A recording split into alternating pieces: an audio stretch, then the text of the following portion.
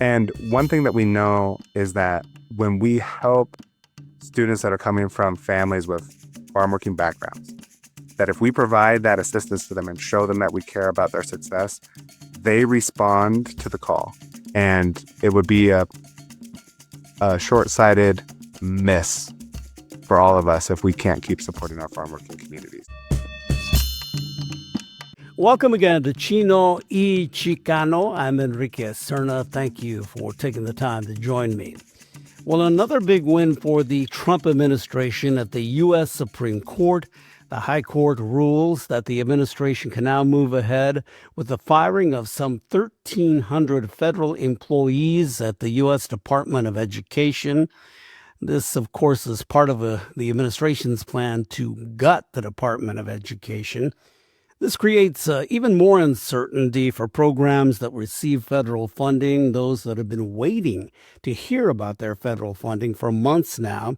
Among them is the College Assistance Migrant Program that supports first-year college students. These are the sons and daughters of migrant farm workers. This program has been around now for decades, and it's produced teachers, doctors, lawyers, university professors, and many others in many professions throughout the country.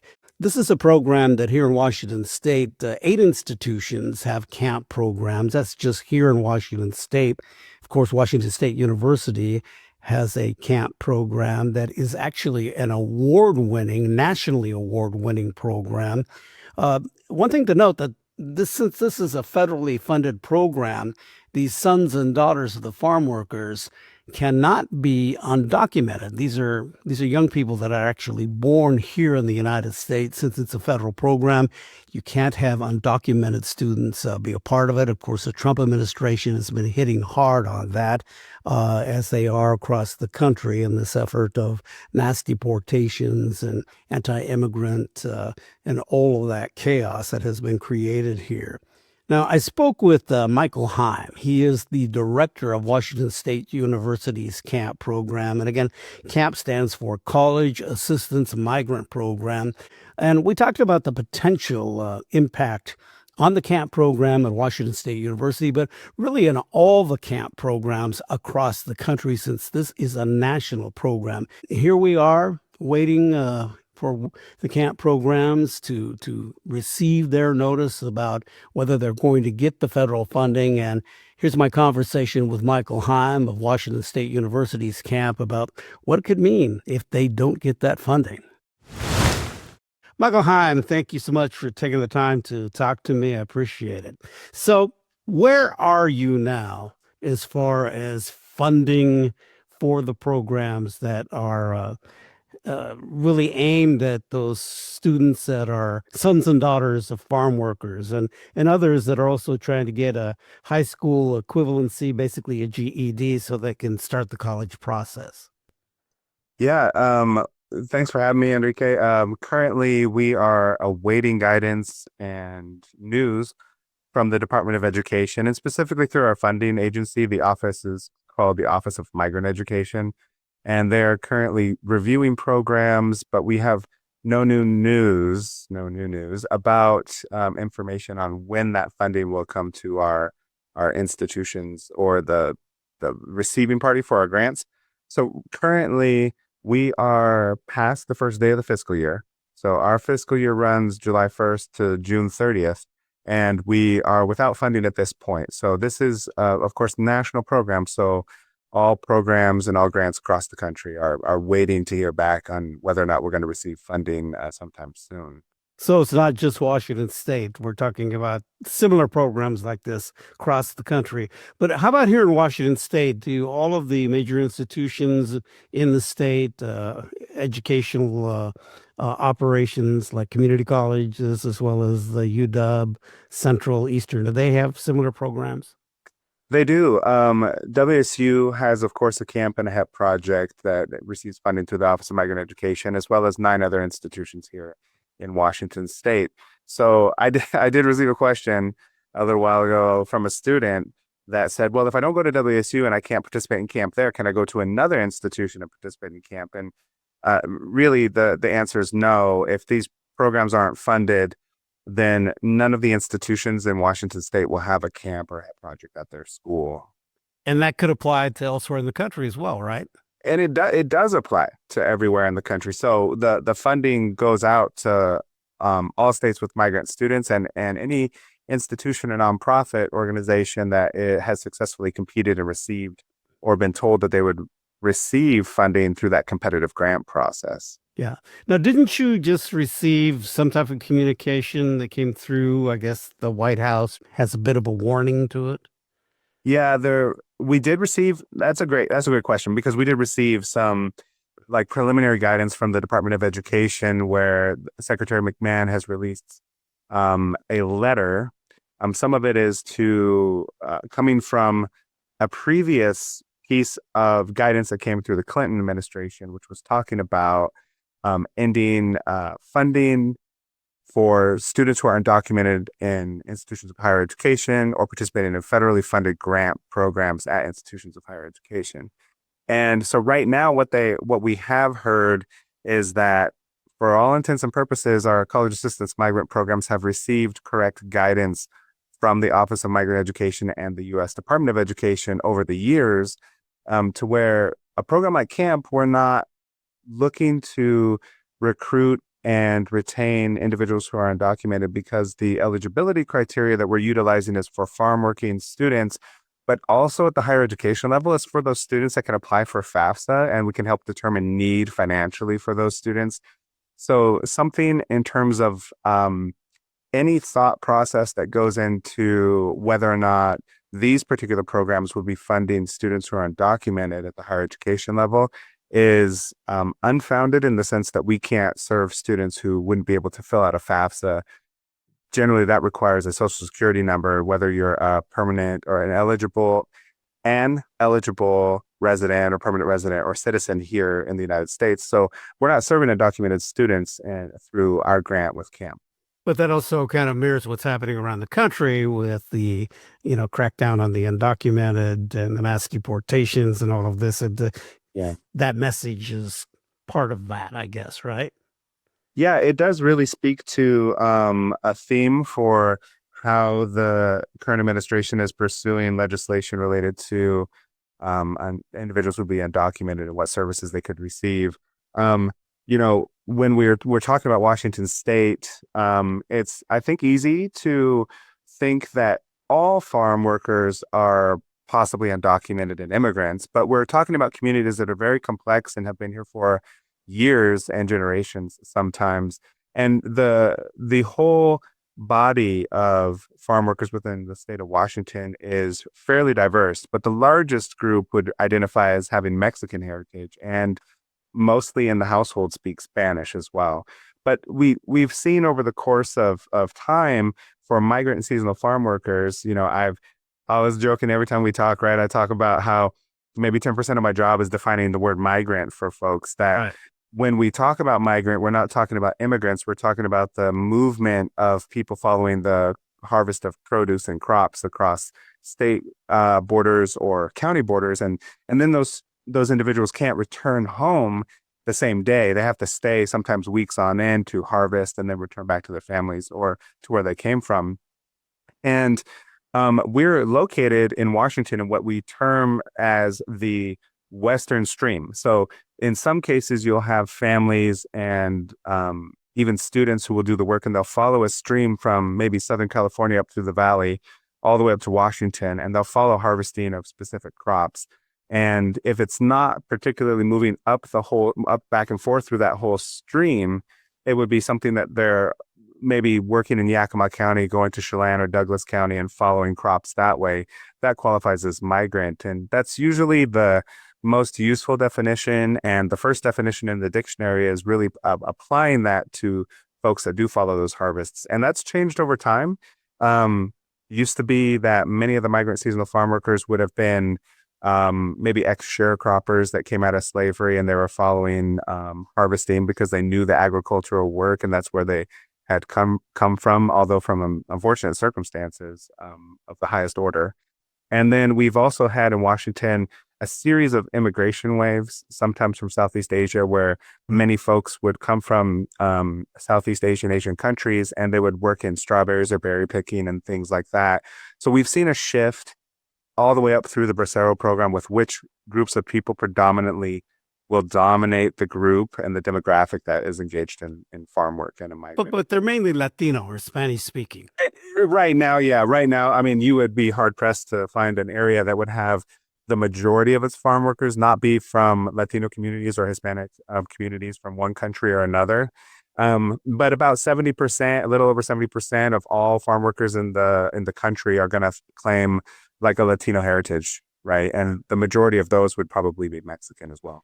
So the funding and having to go through this process and now waiting, is this something that's ever happened before? You know, what we're seeing right now has a distinctive flavor to it that's different from previous years. We have had to wait for decisions to be made and reviews to be done of progress and performance of programs, but never this abrupt and this deep into a fiscal year. There's no date or timeline for when the Department of Education has been able to provide us with information on that funding and when it will be awarded to the institutions. And in this case, Washington State University. So we're grateful that we're supported by the university for at least this 90-day period while we're waiting. But I got to be honest, we're hoping that it comes before that 90-day window, because if not, then there's no way that we could support the program or the staff here at the university. Did this happen during the first Trump administration? This particular funding, I'll call it a crisis, did not happen during the first Trump administration, although there were heavy reviews of who should be receiving funding and what should happen, but it was never quite at this magnitude. There was rhetoric behind what these programs could do to some extent, and questions about whether or not the programs were being efficient or whatever it was, but it was never full blown in terms of the direct language that's been used by the Department of Ed to say, we're going to review your programs, we're going to check and make sure that things are based or being run appropriately based on this administration's interpretation of immigration law. It's a different ballgame this time around. It's a different ballgame. I mean, let's face it, with what's happening around the country and the crackdowns by ICE and all of that. So the circumstances, and also the Department of Education talking about its elimination. How is that also to work with, I guess, in trying to get your paperwork in and make sure that you follow the guidance to get the money? I do want to make a point back when you talked about raids for the effect on students too, so we can return to that. But with the paperwork itself, I mean, we have amazing folks that work within the Department of Ed that have been there for many years that receive that paperwork and our reports and everything and put them together and review them.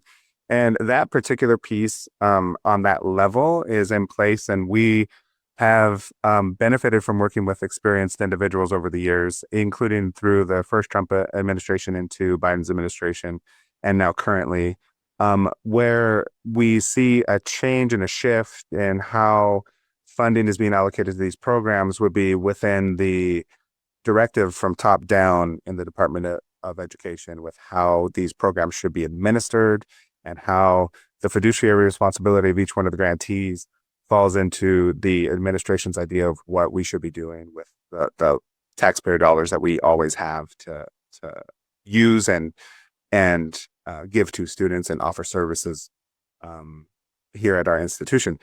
And so it is similar. We haven't actually gone through a process that would give us any insight into how it will be different to submit information. We currently had a competitive grant submission process, and in that competition, it has been done. It's completed.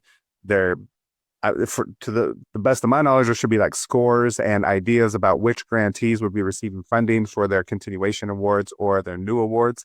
So that piece is kind of in place, but it's been paused, right? So we're in a moment when we're not completely sure what would happen moving forward, and that's the piece that's different, and the piece that's putting pressure on folks that need a paycheck to survive, right, and live within these institutions for these programs.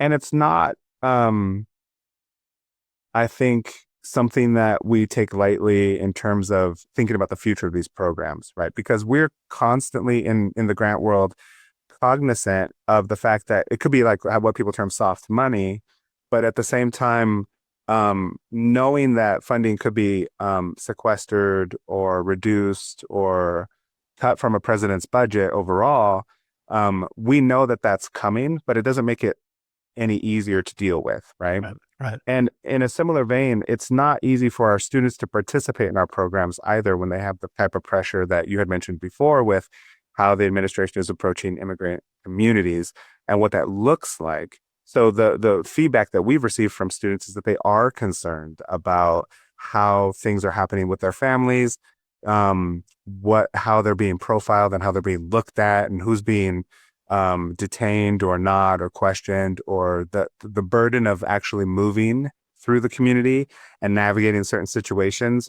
It is a lot of pressure for some of our students who are most likely in some cases, even though their parents have been here for maybe decades, they speak English better than their parents as Right. young 18, 19-year-old freshmen. And so they're having to do things like pick up the work of interpreting and being liaisons in between what's happening and trying to keep people calm. And it's a skill set that I think that they've developed over many years of working in the United States with their families, but also it's new because of the way that it's being rolled out. Right. Well, the pressure of it is a whole different ball Mhm. game. Let's face it. Let's talk about how much money are we talking about? That Yeah, each one of the grants, it really depends on how you submitted it through the competition, up to 475,000 a year for each one of the grantees, but also the entire budget of the Office of Migrant Education is somewhere right around 375 million a year, I believe, and that's a considerable amount of money when you think about the 5-year cycle that all these grants are on, and that includes migrant education programs, which are K through 12 oriented and provide services to students who are young, kindergartners up to seniors in high school that might have interruptions in their education due to their family's movement and following crop harvesting or different agricultural activities across the board. Um, and then we have National Migrant Head Start, that's part of that, EP and Camp. And so all those programs are within that $375 million a year in the Department or the Office of Migrant Ed. and for WSU, what does it mean? How much? For WSU, that's both our HEP and our camp project are at 475,000 a year, so that's 950,000 a year coming into the institution to help students either through adult basic education or with the higher ed piece. It is that about the same amount for the other institutions in the state. Yeah, it's a very similar amount. It's a similar amount. It depends on what institutions can do to supplement funding and provide maybe staff salaries off of the grant or whatever it may be. And so very similar across not just Washington, but the whole country for each one of the programs as well. So CAMP is the College Assistance Migrant Program. You also Correct. have, and give me the acronym explanation for HEP on that. Yeah, HEP is the high school equivalency program. All right. And both of these programs' names came from in 1967 for the high school equivalency program and 1972 for the College Assistance Migrant Program. So we're thinking about programs. We're having a conversation about programs that have been here for almost at the far end about 60 years. Wow. Wow. Wow. Offering services to students to create kind of a pipeline of success for them, and mainly children of farm workers to address some of the gaps they've received through the K through 12 system that may have let them slip through the cracks because of their movement, right? And then up into a college environment where they can get support for only the first year. That's what camp is a first year experience program for freshmen coming in. And the hope is that we can get them started on the right foundation so that they can be successful throughout the next years here at WSU, but at any other institution that they're at.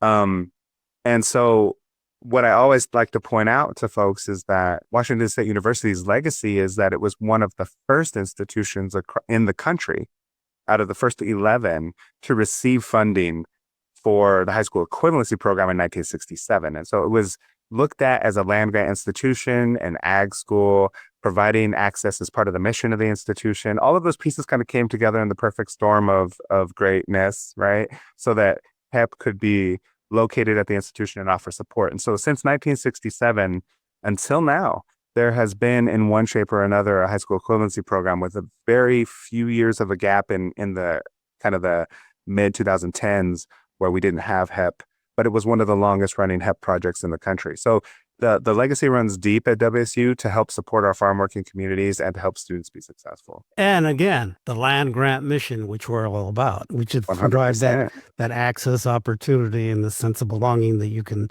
come to a school like WSU and get an education and get a degree. What are our students through the years now? What are they doing? What kind of jobs do they have? That's a great question because we try to keep a hold or at least understand and track students through their 4 years and then maybe grad school. But what we do know is that, man, I think that when we were talking at one point, you were talking about these are things of the American dream, right? And we have students that are coming from the fields, like one summer before they're here at WSU, they're working in cherries. They come to WSU, they get their first year, they graduate, and then they go on to be doctors of veterinary medicine, PhDs in the field, JDs, MDs, and they practice in the fields that they're getting their degrees in, which I think is important because we know that everybody's going to get a job, everybody will work, right?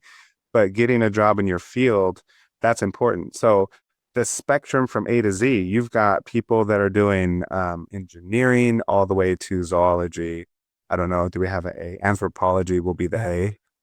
And they really work through each one of those fields. And the goal that they have is really tied to their families' values of education, but also keeping the families together and having that value to like, we're going to support each other and make sure that you can reach this dream and accomplish your goals. These are successful students. We're not talking about like the type of piecemealed handout where you're like, let's just help people for charity.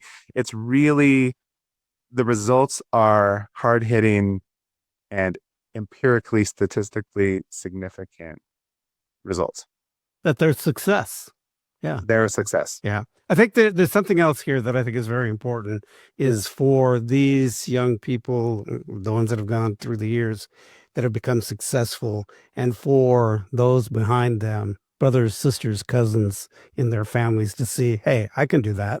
I can go to college. I have an opportunity. So that that visual awareness of seeing someone like them accomplish something. I think that's a really crucial thing.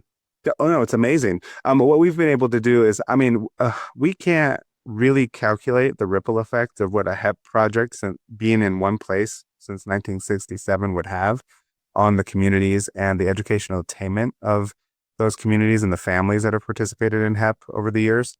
The ripple effect is immense, but also, what we've started to do is really pay attention to, when students come in, they're not only coming in now as like just the first of their family ever to go to school. This is like the youngest sibling that's come through Washington University's camp. And so families have kind of built this idea, or at least been able to expose children to the idea that this is possible, and there's support structures in place at WSU and the other institutions here at Washington that can help their students be successful and graduate. And as that's happened and people have experienced the university, the cousins, the nephews, some cases it's like uncles and aunts coming in. Like people are coming in and they're saying, hey, my brother came, my sister came. Maybe their sister went to Eastern but was in camp, but they wanted to come to WSU and they're part of camp. And so the camp ideal and legacy there is that families can educate themselves and kind of elevate their standard of living. Let's also note here that the WSU program camp has done very well and has been recognized nationally. So tell me about all that. Tell me about the awards. Is it just camp or also HEP as well? Well, right now, not HEP yet, but right now it's camp, right? We're working on the HEP side. So we've been working really intently with camp to be able to demonstrate the effectiveness of the programs. And here we've put, I think, a mammoth effort into data collection and analysis. So some of the national recognition has come out of that analysis and really evaluating the program and how effective it's been for the performance measures that we report back to the Department of Ed. And so the first award that we got last fall in 2024 was from a nonprofit out of DC called Excelencia in Education. And Excelencia in Education is a really great organization because as a third-party nonprofit looking to see what things are working for helping to educate Latino students as they go through the school, we were able to kind of slip in and say, hey, we've been helping a lot of students of farm working backgrounds. Not every single one of them is Latino, but the majority are. And here are the results. And after a few times being recognized as a finalist, finally, like WSU Camp kind of rose to the top of that group, and we were awarded what they call as the example of Excelencia for 2024 to 2025. Wow. So they'll have it on an annual basis, right? That's great. Yeah, and so for a year we've been kind of sitting there with that title as the example of Excelencia for baccalaureate attainment for Latino students and what actually works for helping students be successful. And that kind of like snowballed into a whole bunch of kind of publicity about like, well, what are you doing right? What's going on? And then we actually we received another award through NASPA, which is the Student Affairs Organization for higher education professionals and student affairs. And we were awarded one of their top awards at this annual conference in March of 2025. And they call that award the Grand Bronze Award for Excellence. Wow, nice. Congratulations. Yeah, thank you. We're excited. I mean, I got to tell you, Enrique, the thing about it is that, we can talk about that. Yes, our program received the award, but there's nothing to really talk about in our programs unless we have students really working hard. And, the work ethic that our students bring in is, bar none, some of the highest work ethic you'll find. That they work very hard at trying to fill gaps in their knowledge or to be on top of what they need to be on top of at the institution. And like every 18-year-old or 19-year-old, they have to work through some things, and we try and help them the best we can. But without them and kind of the magic they bring to the mix, we don't really have a whole lot to talk about and stand on. So I'm super proud of the students that we've worked with over the last like 8 years to be able to demonstrate this success. And it's led to kind of a unique situation where we view WSU as a very special place. There's a way to demonstrate success. The students are hardworking and being very successful. And the population of students coming out of our migrant seasonal farm working communities is continuing to rise and increase every year. Yeah. So yeah. And you do outreach. I mean, you have trying to reach the parents who sometimes you have to convince them to let their child, particularly their daughters, go to college. There's also this effort called Bienvenida, where it is basically a kind of a 2-day workshop or so. It's in Spanish to reach out to the parents and educate them about what they need. Yeah, it's La Bienvenida is essentially welcoming of Spanish-speaking families into the university when they have a student that's going to be attending. It's part of the new Cougar orientation series that we have at WSU. And it's designed really it started out designed for helping the families understand how to support their students when they go to the university. Because many times the families coming out of our migrant seasonal farm working communities, they haven't been to college. Like their kids are first generation, and sometimes not just like first generation for their own family, but first generation going generations back. I don't know if we could add a new term for that. And learning how to support your student while they attend the university is distinct from supporting your student in high school, for example. It's very clear what they got to do in high school, but in college, maybe you'll see your student like having fun one day. And a lot of our parents like, you should be buried in the books for 24 hours a day. What are you doing with all this money?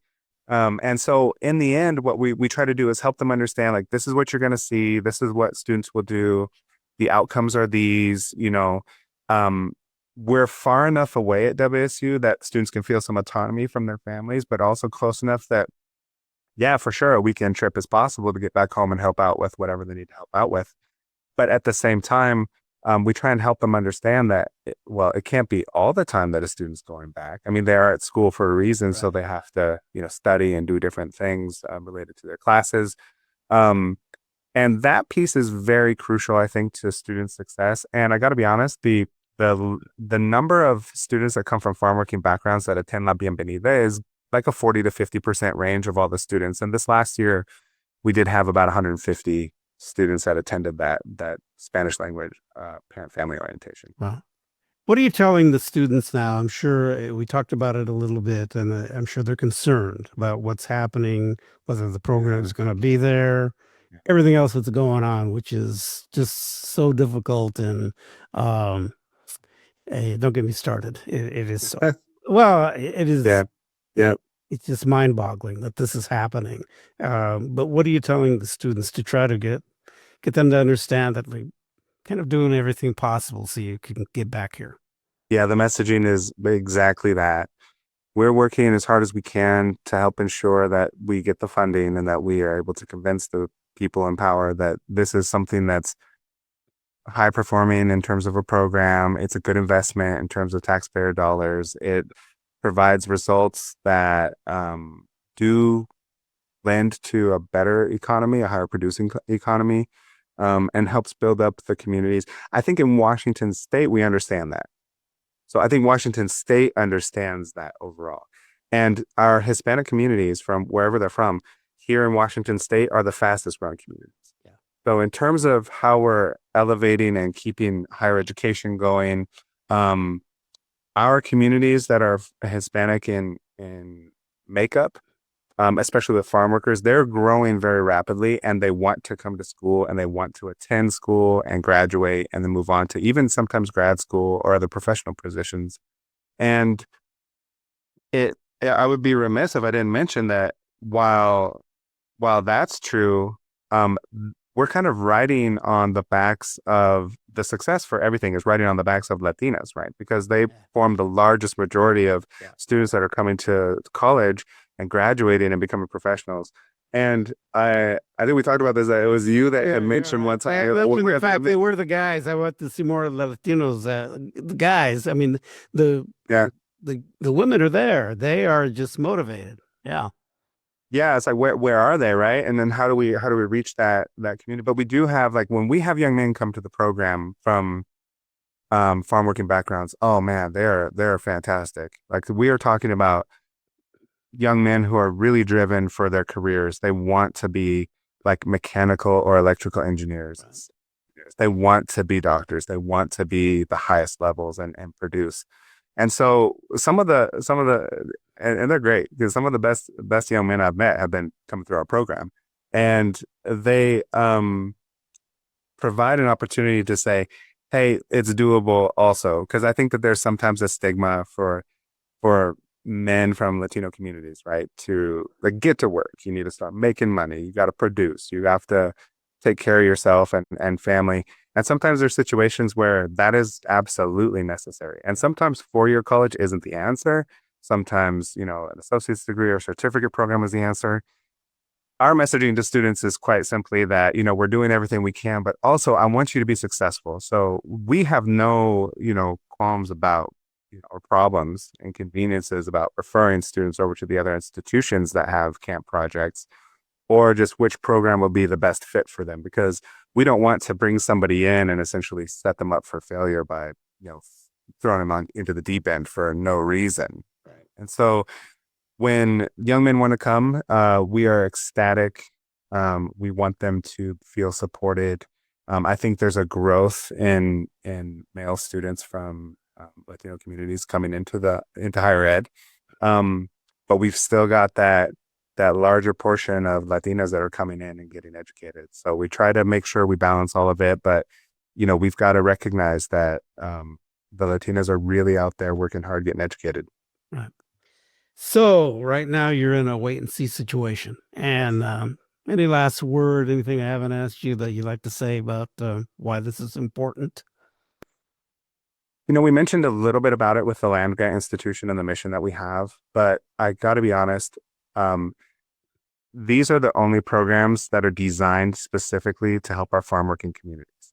And you will have students come to WSU and participate in our programs. They could be white, they could be African American, they could be Southeast Asian. There's many different folks that will come through.